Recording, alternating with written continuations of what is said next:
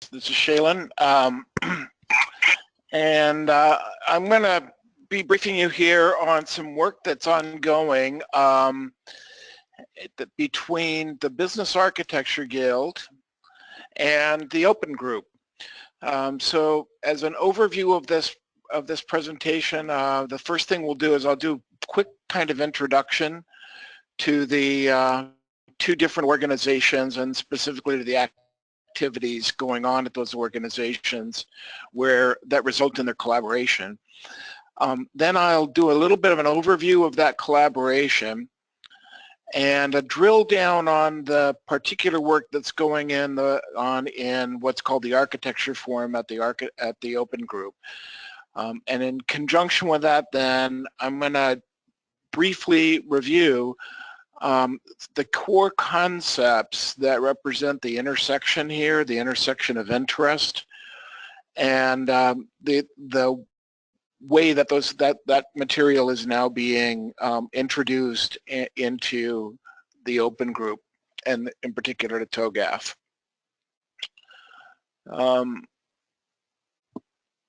Okay, so the value proposition here for this collaboration is to align the Open Group's architecture framework, and I'll just keep calling it TOGAF from now on, to the business architecture framework that is documented in the Business Architecture Book of Knowledge, which I will refer to from here on as BizBoc. So BizBoc is the product of the Business Architecture Guild, and represents the best practices and accumulated knowledge of industry professionals over dozens of years and many dozens of different industries and organizations.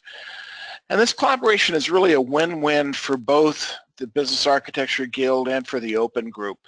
From the TOGAF side of things, one of the areas that really has long needed much more depth and treatment has been business architecture. And through this collaboration, we're going to be able to enhance that content very greatly. And not only inside of TOGAF be able to enhance that content, but then there'll be a whole supporting body of documentation, training, even certification programs that come out of the Business Architecture Guild that will provide even further support for business architecture practice. And then from the side of BizBoc, or from the side of the Business Architecture Guild, our focus is really on business architecture. So, we really don't want to be in the business of having to define how enterprise architecture or IT architecture generally is done. So what this enables us to do is to integrate our business architecture work with this proven, established sort of standard enterprise architecture framework, the TOGAF Enterprise Architecture Framework. And out of all of that, there's a body of tools and training so that both support TOGAF and the business architecture practice, increasingly brought up to this aligned practice. And we're going to find that there's even more cross-pollination, even more cross-support, that organizations looking to build an end-to-end architecture practice that encompasses business architecture and full enterprise architecture will be able to take advantage of. And net out of that as well is that business architecture work will be greatly streamlined and expedited as we take advantage of this accumulated best practice and expertise.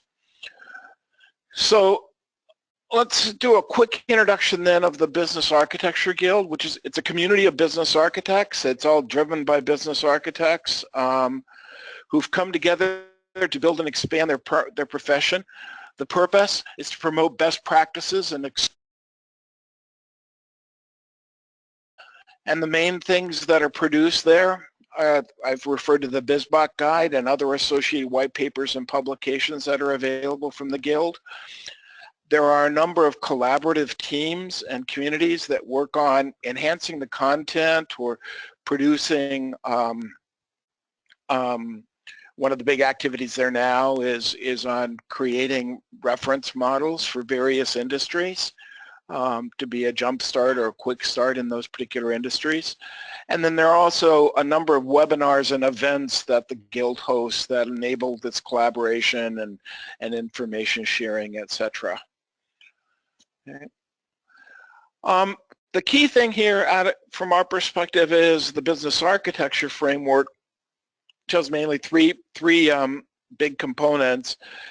At the core of it is the content model, and the key concepts here are the concepts of capabilities, value streams, information, and organization. Those are the core concepts at the center here. And then what we see is we see a number of blueprints, also could be called model kinds or diagrams if you're a TOGAF follower, or a catalog, a diagram, a matrix. If you're an ISO, IEC, IEEE 42010 follower, probably be viewpoints and model kinds. And so that's where the content is visualized and reported in a manner that's actually targeted to a particular audience, addressing a particular set of concerns. And then on top of that, we have a notion of business scenarios, which are particular kinds of business problems, say investment planning or something like that, that occur repeatedly. And so what we can do there is provide guidance about what particular parts of the content, what kind of blueprints may be especially appropriate in those contexts. And that's the overall business architecture framework then. Then at the Open Group, it's a collection of member organizations that concentrate on providing open, vendor-neutral IT standards in a very wide variety of contexts, that enterprise architecture, cloud computing, security, IT for IT, service-oriented architecture, just going kind of off the list. So the Open Group has a very wide-ranging set of interests. But the one that particularly where the focus is of our collaboration is around the activities in the enterprise architecture subject area. And the primary focus of activity there is around the Open Group Architecture Framework, or TOGAF. The currently published version of TOGAF is 9.1. That's actually getting a little old now, and a lot of work has gone into trying to produce the new version, but it's become so big and complex that the Open Group is now taking a more sort of an incremental evolutionary release approach rather than shoot for a whole new version of TOGAF. What you're going to see is this content released out in white papers or guides that amend or enhance the content in TOGAF, and that's kind of a focus of some of the activity and collaboration you're going to see here. There are two particular parts of TOGAF where this collaboration between the BA Guild and the Open Group is focused. One is around the architecture development method, the TOGAF ADM, and the other is around the TOGAF's architecture content model, or ACM. Okay. Now there is business architecture work going on at the Open Group across a number of different forms and work streams. If you're familiar with how the Open Group is organized, you know that it has a variety of forums, and when you become a member, you actually become a member of some particular forum and you're able to participate in work streams that are organized at that forum. The Business Architecture Guild, or BA Guild, is a member of the Architecture Forum at the Open Group, and that's where we particularly participate. And I'll go into more detail in a minute about that, about the work we do there that's focused around right now two work streams, a work stream on business architecture and a work stream on the content model in TOGAF. There are some other related business architect work streams that going on in other sort of venues. There was work that was done on something called an open business architecture that was primarily coming out of the Open Group Governing Board. Now that work is being more closely aligned with the business architecture work stream and the architecture forum now, but they were sort of independent activities with some cross-participation for some period of time. There's also a forum at the Open Group for Archimate, Archimate was a modeling language adopted as a standard at the at the Open Group, primarily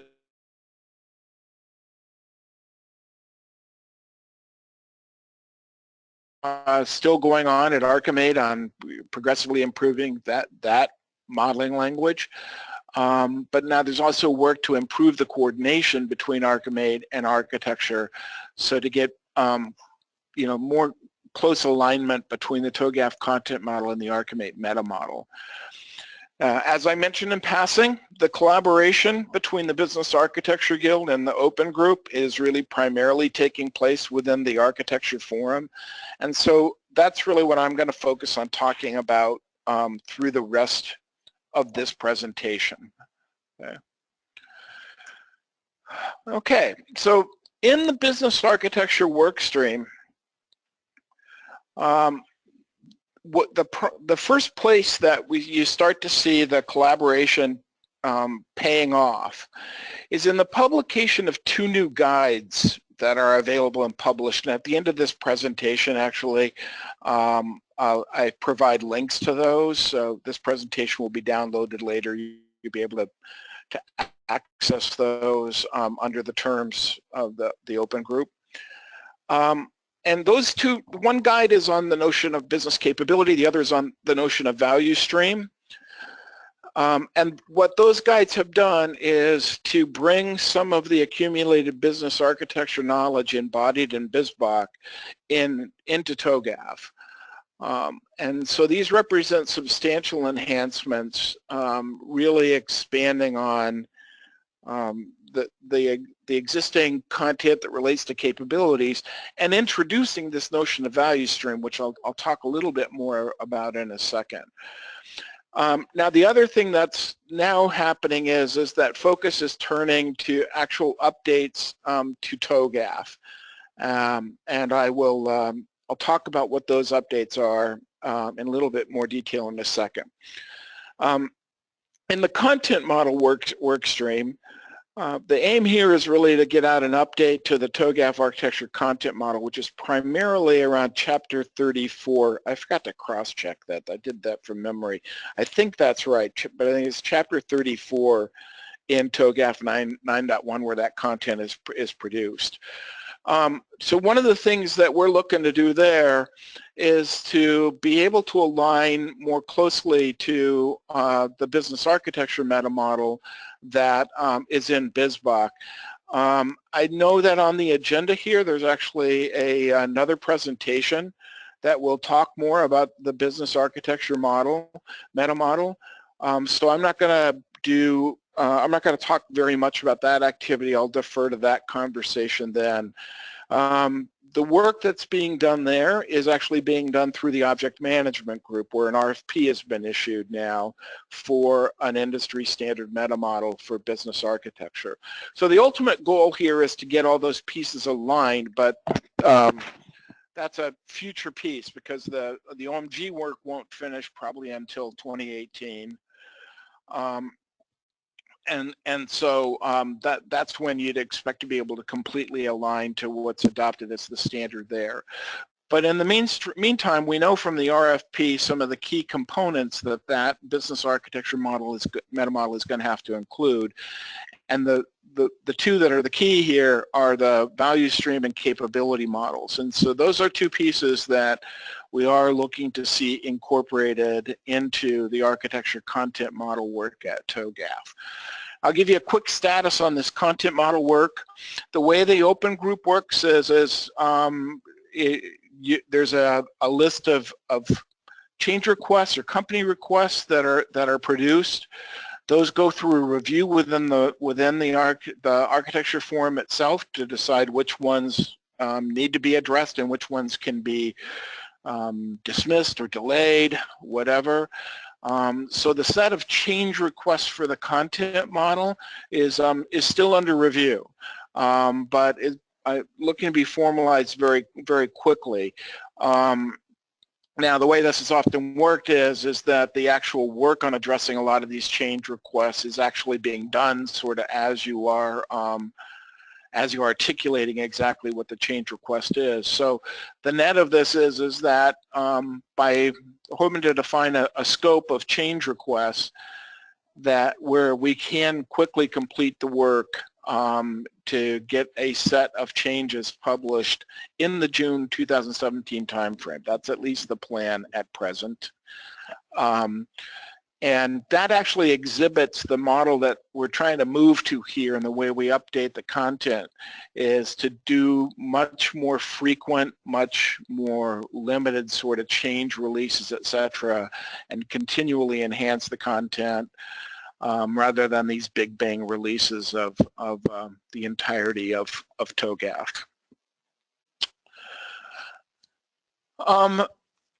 So there, when we look at in the work in the business architecture work stream and how it relates to TOGAF, it's primarily related to the TOGAF architecture development method, which is graphically depicted in this in this arrangement of circles that you may be familiar with, you've seen over to the right, where what it does is each one of the circles around the periphery here is considered a phase of the architecture. So you commonly hear people talk about phase A, meaning the vision, phase B being the business architecture, etc. And in the actual organization of the TOGAF documentation, there are specific chapters that address each one of those phases, the activities, the steps, the inputs and the outputs, etc., that are, and the general approach that are usually taken within each one of those chapters. So the business architecture workstream is focused really on updates to two key phases of TOGAF. The first phase is actually the architecture vision phase. And the reason for that is because when you look at what was in the previous version of TOGAF, and the this is actually where the notions of capability, where the notion of capability is introduced in TOGAF, and it's the natural place to introduce the concept of value in TOGAF as well. So we found that the best place to start introducing some of these concepts was by enhancing the content in that architecture vision phase. And then, as you'd expect, another big update would be to phase B and business architecture. And the big change here is really a change in sort of emphasis.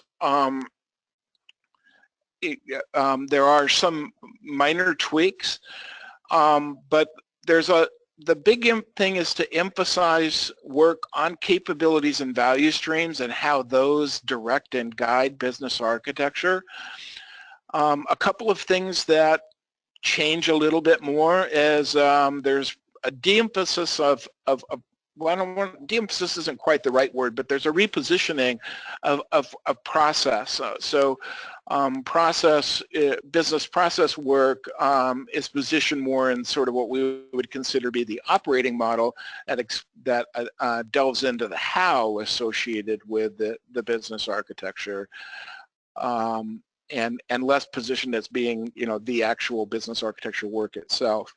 Also, a big item that gets a lot of discussion is the notion of function versus capability, and the industry has really largely moved away from the notion of business functions and instead just really focused on the concept of business capability, and that's kind of the direction we're taking this, is really to focus on those core concepts. Now, because those concepts are so key, what I'm going to be doing in sort of the bulk of the rest of this presentation is delving in a little bit more on exactly what we mean here by capability, value stream, how they relate, and what, you know, so what that means for business architecture. So the status of this work is that the set of change requests, specific modifications to these two phases and chapters 7 and 8, I believe, in TOGAF 9.1, those specific changes have been reviewed and approved, and the target completion for the release of the update is in June of 2017. So again, shooting for very quick turnaround, very you know, much more iterative update here. It'll take the form, I believe, of white paper addendums, not a release, a whole new release of TOGAF. So with that background in mind, just to give you an idea about what this actually means and how it's going to work, I'm going to talk more in depth now. More in depth from what I've talked before, but I'm not going to go into great depth. You can go look at these guides and get a much better idea. And then if you are really interested in these topics, my extremely strong recommendation would be to consider consulting the BizBoc, which you would be able to get access to by becoming a member of the Business Architecture Guild. So the first key concept here that I'm going to talk about is a concept of value. So when we talk about business architecture, value frequently people start immediately associating with assessments of material or monetary worth. So, benefits, costs in dollars, ROIs, stuff, things like that. But from a business architecture perspective, value really needs to be understood in its most general sense, which has to do with usefulness, advantage, benefit, or desirability, and it's from the perspective of some particular stakeholder. And as a business, what we're usually most interested in are our stakeholders who ultimately keep us in business, our customers, etc. And so the value they derive from their interaction with us. Value in this sense becomes really a foundation of the business model for the firm. So what we need to be able to do is to understand how the enterprise achieves value for any of the given stakeholders it engages, and be able to model, measure, and analyze the ways in which we do achieve that value. Okay. So when we look at that concept, and you consult the literature, you look out there, you find that there are a number of different approaches that have been used and proposed over time here, over the last few decades. Some that you may be familiar with, some people may be familiar with value chains. Now, value chains do tend to take more of a perspective of economic value, not value in the most general sense, when they look at the relationship of the organization and its stakeholders. There's another concept called a value network, and what value networks are particularly strong at is really identifying the stakeholders and the participants involved in the creation and delivering of value, and the interactions and relationships between them. And so it is a nice complementary view that gives you this overview of the relationships between things, but it's hard actually in many cases to get a coherent and singular view of the actual value that's being produced and how that actual value is produced sort of end to end, which we'll talk about in a second. Then there's another concept here which is also called value stream. Unfortunately, there's a little bit of confusion there. But to differentiate this, I'm gonna call this the lean value stream, and you often see this used. It's probably got more popularity in manufacturing organizations than in most other places, but it's associated with Lean or Six Sigma disciplines or Lean Six Sigma disciplines. And if you look at what's actually going on in there, it's very akin to business process engineering or business process analysis. So it's very much focused sort of on optimizing something like a business process. Now, in contrast to those techniques, there's another technique which we'll call here business architecture value streams, which in the literature you can find in heritage back to James Martin's work back in the 90s, and then also Myrick, and I'm forgetting that name, but there's another book on enterprise business architecture. It was highly influential here. Proposed a notion of a value stream, which really is a focus on on an end-to-end perspective of how value is generated for a particular customer or stakeholder, right? So it gives us a real clear idea of what value we are producing for a stakeholder and end-to-end what happens to create that value. And that makes it much more naturally aligned then to our business model and the value propositions that an organization may have for its customers. So while these other techniques generally tend to align more closely to maybe the financial, the organizational, or operational models, this business architecture value stream concept is the one that aligns most closely to what we're looking for in understanding the business model of the organization. So if we look at the anatomy of one of these value streams, key things to understand is they're always defined from the perspective of a stakeholder. Now, those stakeholders can be external. They can be things that, other parties that the business interacts with. It may be at times useful to also look at from an internal perspective and look at how one part of an organization may deliver value to another part of the organization. But the primary thing we'll look at here is from the standpoint of customers or end users. And we'll look at what utility, what benefit, et cetera, that they're looking to derive from the organization. Now, value is achieved in this case through a series of sequential and possibly parallel actions, which we generally call value stream stages. So the value stream is decomposed into a set of stages. And what happens is that in each stage, value is incrementally created and added that allows us to move from one stage to another. So here's an example of a value stream that has actually been created in conjunction with the work on a reference model for the healthcare provider industry. It's been going on at the Business Architecture Guild. So the example here is treat a condition in an inpatient setting. So an inpatient setting in healthcare is one that involves an overnight stay. Okay. Now, because we're already looking at this from the inpatient setting, prior to this would be some sort of diagnosis or something that said this person needs to be put into an inpatient setting for treatment. So that becomes sort of a precondition, if you will, of this entire value stream. So this value stream, you go through a set of stages where you admit the patient, then you figure out, you make sure you understand exactly what they're there for, what treatment you intend to provide them. Then you do what you need to do to prepare the patient or the facilities or devices or the staffing, etc., for that treatment.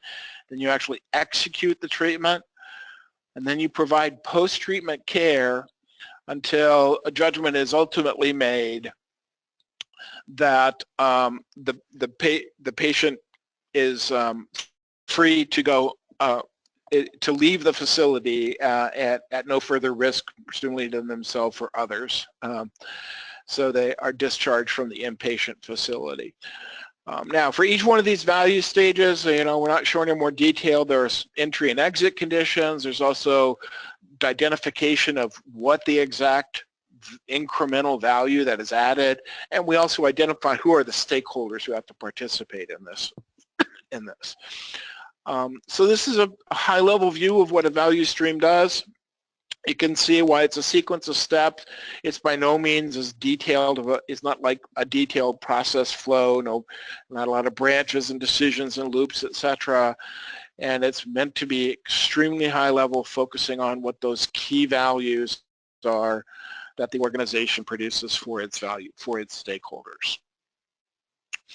So the other core concept here is the concept of a business capability.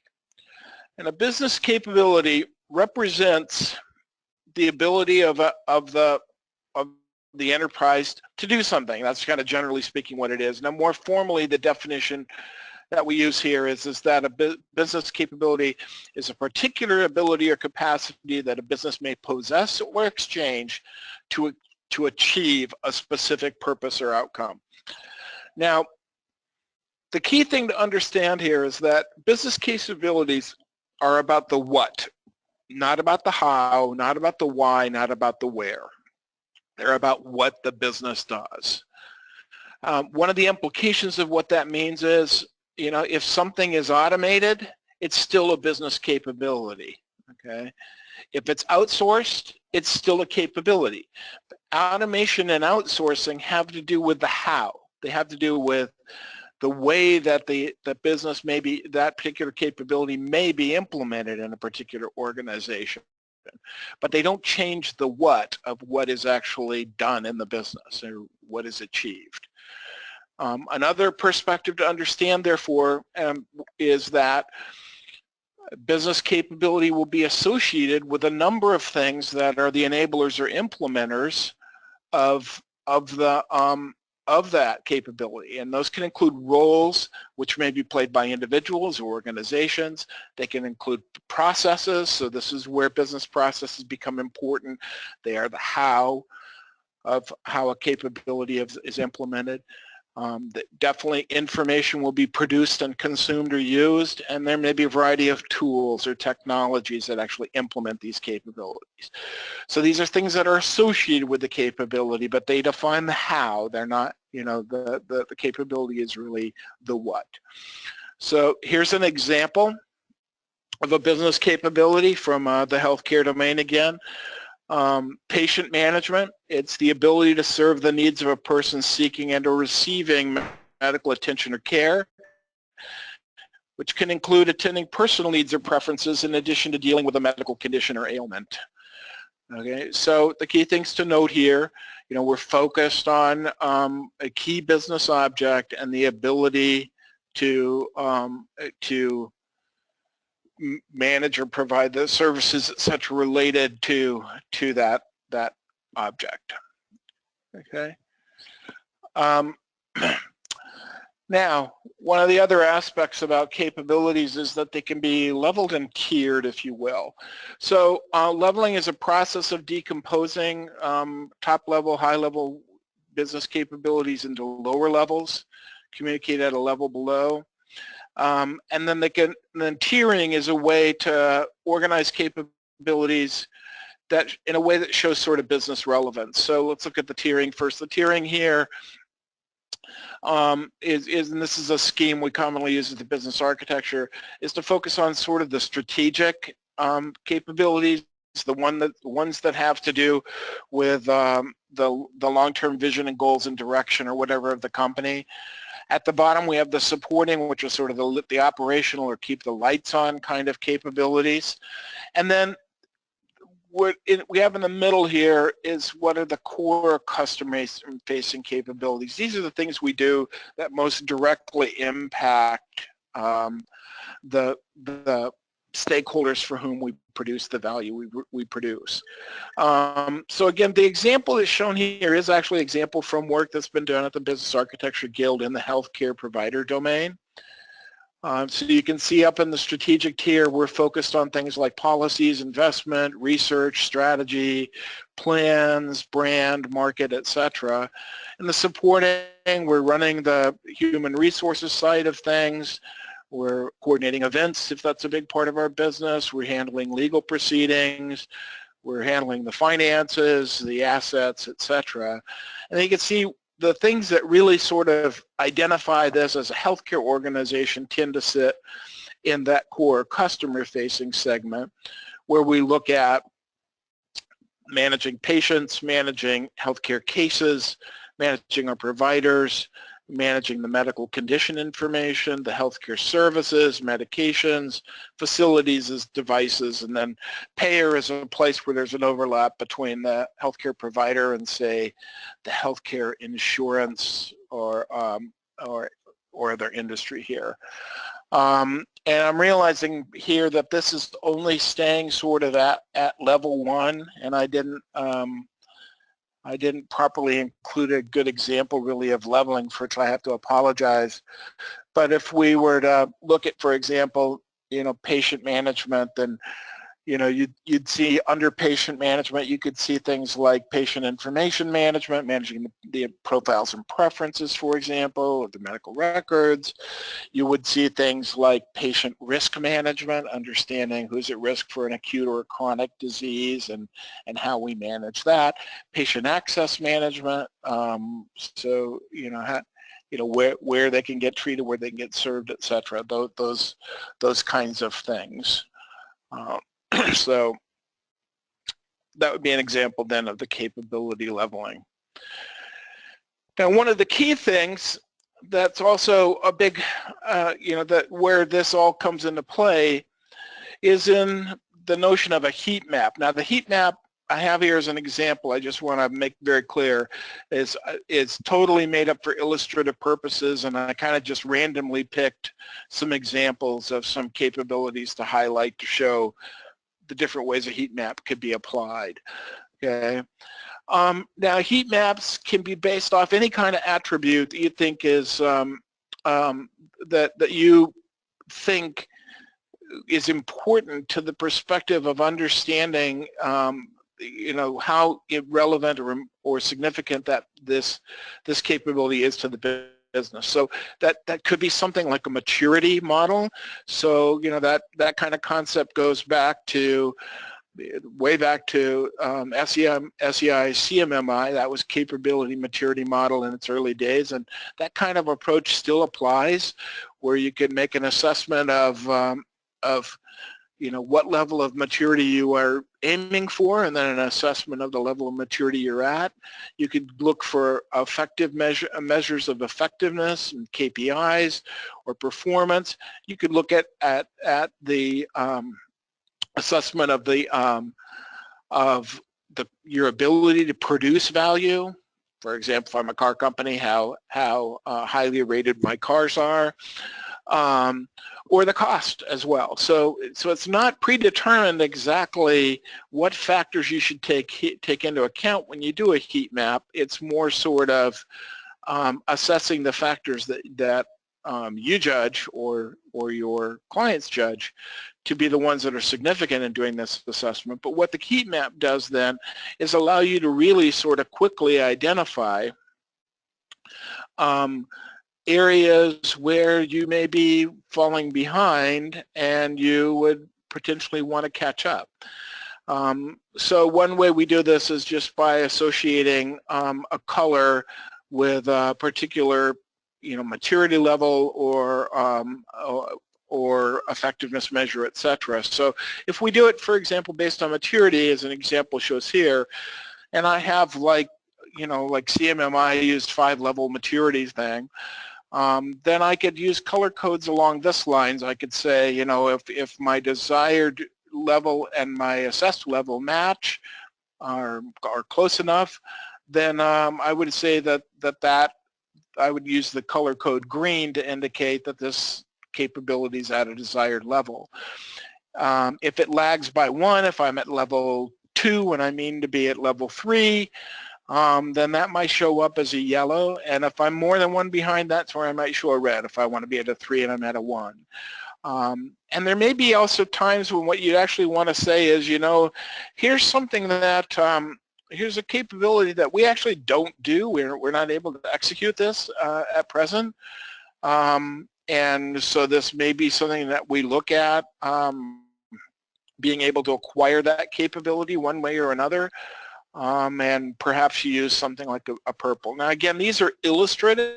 These are examples of how you do this, but the key concept is just the idea of being able to produce this kind of overview heat map that enables, you know, kind of quick targeting decision making around where the company really primarily should be focusing its energies. And there are alternative techniques to do this. I've seen versions of this where, for example, what's done is projects are mapped to these various capabilities, and then maybe a color code or maybe a number of $signs or something like that is placed on each capability to show just where we're spending money. So how much money we're spending on various capabilities, and then, and now it starts to allow a discussion about whether our priorities are really aligned to where the business wants things to be. Now, one other point about this, because I'm trying to use material actually that reflects the work that's going on right now and there in the reference model. That work is moving along, has matured pretty well, but has not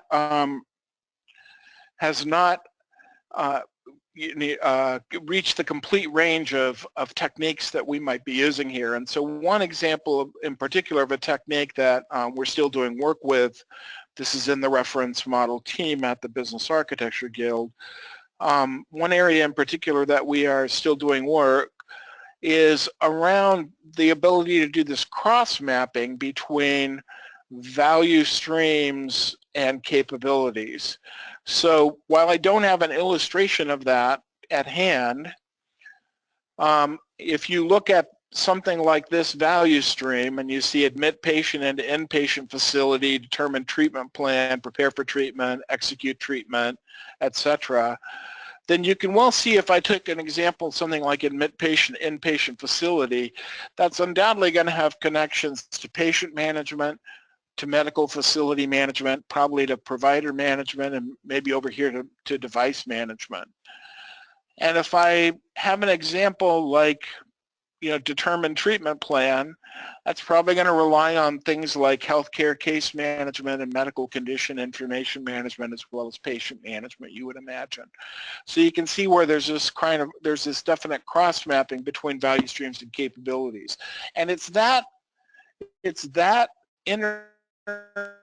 relationship and interplay between these two concepts that makes them so key and so core to business architecture, because it gives you that tie between that business model perspective of the value that the business creates and the value proposition that the business articulates, and then what capabilities it has and what capabilities are required to support that, and ultimately then you'd also get into the heat map assessment, and you'd be able to see where are the problems where I have lags in capabilities, and what impact may that have on my ability to deliver value to my customers.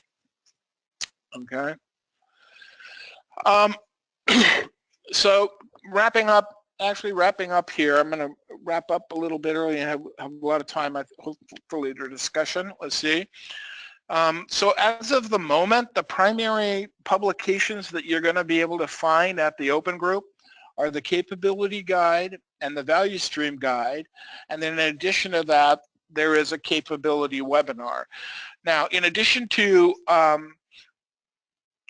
to these publications that are here, I'd also refer you to the Business Architecture Guild site, where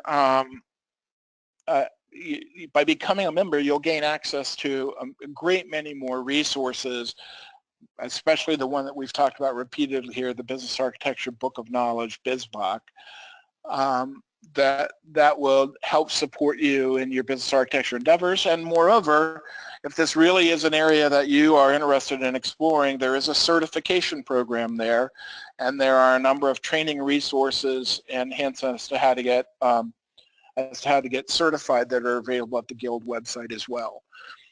But again, the message here really is about this collaboration that is taking place right now between the Business Architecture Guild and the Open Group, and how it really represents a strong win-win. From the TOGAF side, you're able to enhance this standard open enterprise architecture practice with a great deal of depth in the documentation, training, and certification of the business architecture aspects of that practice. So we get this alignment that enables us to leverage these tremendous resources that are available from the Business Architecture Guild. And then from the BizBook side, it gives us the ability to stay very much focused on the business architecture practice, and use that link to give us the tighter integration into an overall enterprise architecture framework so we can leverage much better alignment of IT to the business. So with that, I want to say thank you. I want to encourage you to visit the Guild site if you like, at the businessarchitectureguild.org. Also, if you're not familiar with the Open Group, please go there and look for these resources as well.